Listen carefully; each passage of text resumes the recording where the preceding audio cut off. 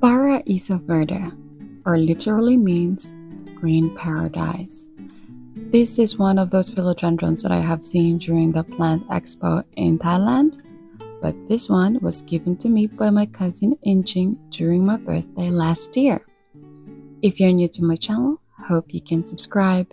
Welcome to Lady Enchantress Garden and Travel. For today's video, I would like to showcase to you this philo called Philodendron Paraiso Verde. This is one of the most fabulous foliage there is right now in the market. And the very thing that I wanted to assure you is that this is not prone to revert. So a plant, yeah, there are chickens all around here in my hood. This plant, however, has a tendency to really reflect on the amount of sunlight that it gets. So the more sunlight it gets, the more it becomes variegated. Like, I can't deal with these chickens here.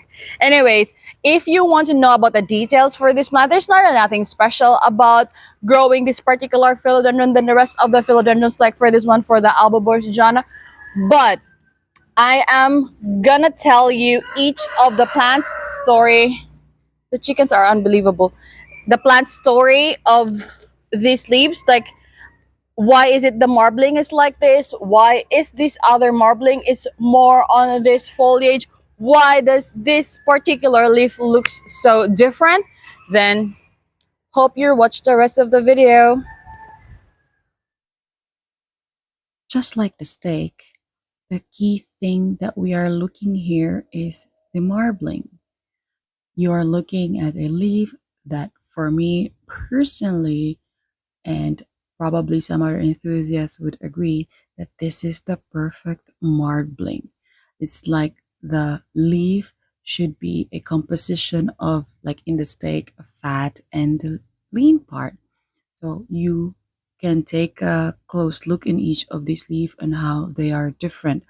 This is the perfect opportunity to show you that how the sunlight affects each leaf, because each leaf, aside from the last three, have different exposures to the sun. So initially, this arrived one leaf at home, and my parents moved it around, so there were inconsistency of leaf. I have a feeling that they did not really place this in a bright shady area, so the lower leaves were not as marbled as this, with some patches of green. And these are an indicator that this plant is very sensitive, as I've mentioned before, to the level of sun exposure when it comes to the foliage variegation. But for this, we will use the term marbling. Now, some of you might be discouraged that it might go and revert just like the first one and would not go to this part. However, worry not, as they have a very stable variegation. Now, take a look at the roots. These are aerial roots. Eventually, they would go to the pole. This is a cocoa pole. Closer look here. I would just like to focus. Yes, you can see. I'm not sure if I can use the word penetrator. This is the only plant that I have grown in the philodendron family that loves to penetrate the cocoa pole. You see, I initially trained it that the plastic is there so it would not move around, but eventually it just moves itself. The roots just moves itself to the pole. The new aerial roots gives like reddish tip of the new roots, so that is very sensitive and very prone to breakage. You have to be very careful while handling this. And they turn a little bit green once the roots are a bit of like days old, a bit of age. And they can also branch out their roots once they are on the pole or they are on the pot.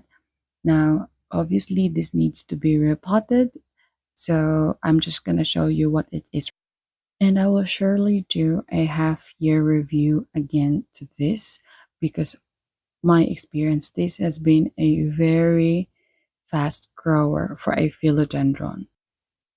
Be also very worried and check on it because the small caterpillars or some larvae of bugs loves to munch these. That's why you see holes and I think two of the leaves, which is very sad, but we have to participate in nature because we are in nature, right? So there you have it. For now, thank you for watching. I hope you learned something today.